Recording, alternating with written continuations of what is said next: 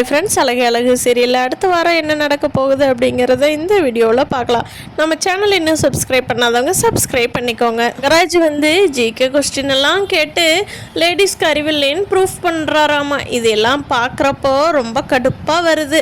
நீங்களும் அப்படித்தான் நினைக்கிறீங்கன்னா நம்ம வீடியோவை லைக் பண்ணிக்கிட்டு கண்டினியூ பண்ணுங்கள். எல்லாரும் அடுத்த நாள் கோயிலுக்கு போகலான்னு சொல்லி இன்றைக்கே சாப்பிட்டு முடிச்சாச்சுல்ல அப்படின்னு சொல்லி மலரோட மாமியார் இங்கே பாரு மலர், காலையில் நேரமே எழுந்திரிச்சு எல்லாம் வீடெல்லாம் க்ளீன் பண்ணி எந்த அழுக்கு துணி இல்லாமல் க்ளீன் பண்ணி வீட்டை க்ளீன் பண்ணி நம்ம குலதெய்வ கோயிலுக்கு காலையில் இங்கே டிஃபன் சாப்பிட்டு உடனே கிளம்பிடணும். நீ அதுக்குள்ளே வேலையை முடிச்சுட்டு டிஃபன் ரெடி பண்ணிடணும் மலர் அப்படிங்கிறாங்க. சரிங்க அத்தை, நான் காலையில் எப்பவும் விட நான் நேரமே எந்திரிச்சிட்றேங்க அத்தை அப்படிங்கிறாங்க. மதியம் அக்கா நானும் ஹெல்ப் பண்ணுறேன் அப்படிங்கிற. இல்லை மதி, நீ தூங்கு, நான் பண்ணிக்கிறேன்.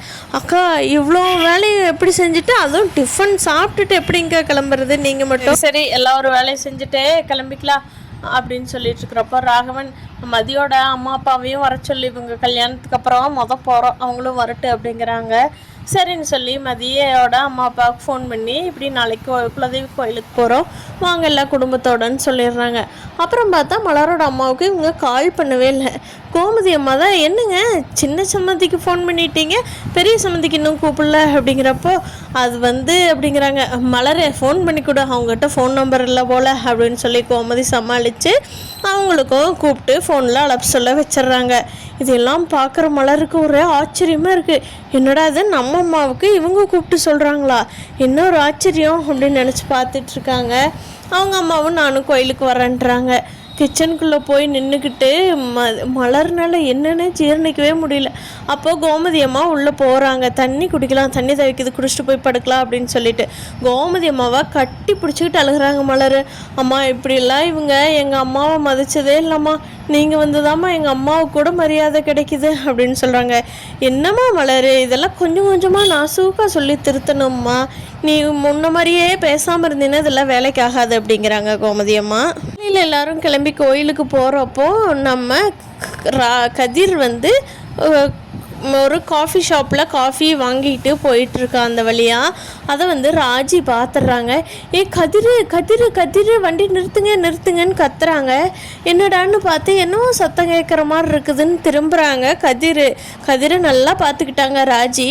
அக்கா இங்கே பாருங்கக்கா, கதிர் தான் அது. ஐயோ சிக்னல் வேறு நிற்க முடியாது. சரி கொஞ்சம் அந்த பக்கம் போய் நிறுத்துங்க, நான் தான் ஃபோன் பண்ணி அவன் எங்கே போகிறான்னு என்னை இறக்கி விட்டுட்டு நீங்கள் மட்டும் கோயிலுக்கு போயிடுறீங்களா அப்படிங்கிறாங்க ராஜி. மீன் ஏ ராஜி நீ எங்கே போகிற, இரு நானும் வர்றேன் அப்படிங்கிறாங்க.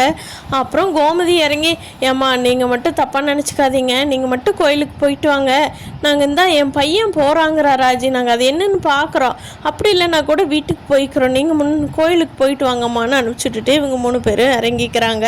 ராஜி ஃபோன் பண்ணுனா கதிர் ஃபோன் எடுக்கல. கோமதி அம்மா ஃபோன் பண்ணி தான் கதிர் எடுத்தேன். டேய் எங்கடா போகிற, திரும்பி நீ நடந்த வழியிலேயே வாடா, நாங்கள் இங்கே தான் இருக்கோம், ராஜியும் நான் பார்த்துட்டேன், எங்கடா போயிட்டுருக்குற, குன்னக்குடியில் ஓட்டுறேன்னு சொல்லிட்டு சென்னையில் என்னடா சுற்றிட்டுருக்குற, நீ திரும்பி வா, உன்னை நாங்கள் நல்லா பார்த்துட்டோம், எல்லாருமே அந்த ரோட்டில் தான் வந்துட்டுருக்குறோம் வாங்காட்டி. கதிர் திரும்பி வந்துட்டு என்னாச்சு என்னங்கிறாரு. ஒரு நிமிஷம் எல்லாம் பேசாமல் வாங்கலை, நான் கூட்டிகிட்டு போகிறேன் அப்படின்னு சொல்லிட்டு ராஜியோட அப்பாவை பார்க்குறதுக்கு கதிரே கூட்டிகிட்டு போயிடுறாரு. எதுவுமே பேசாமல் கூட்டிகிட்டு போயிடுறாரு.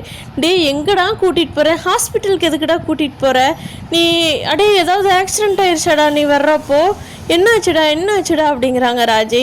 ஒரு நிமிஷம் பேசாமல் வா ராஜி, நான் போய் சொல்கிறேன் வா அப்படின்னு சொல்லி கூட்டிகிட்டு போகிறாங்க. அங்கே போய் பார்த்தா அவங்க அப்பா படுத்துருக்காங்க. ராஜி கதறி அழுகிறாங்க.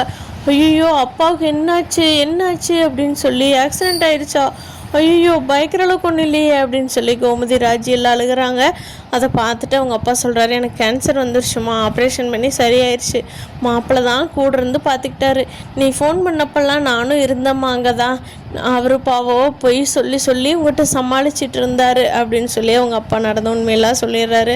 அப்பா உங்களுக்கு ஒன்றும் உடம்பு நல்லா இருக்குதே, பரவாயில்லையாப்பா, இப்போ எப்படி இருக்கிறீங்க அப்படின்னு சொல்லி கேட்டுட்ருக்குறாங்க. அம்மாவுக்கு நான் இதை பற்றி சொல்லலாமா, ஊருக்கு போய் சொல்லிக்கலாம், உங்கள்கிட்டவும் சொல்லிக்கலான் இருந்தேன், ஆனால் அதுக்குள்ளே நீ ஏன் கண்டுபிடிச்சிட்ட அப்படிங்கிறாங்க.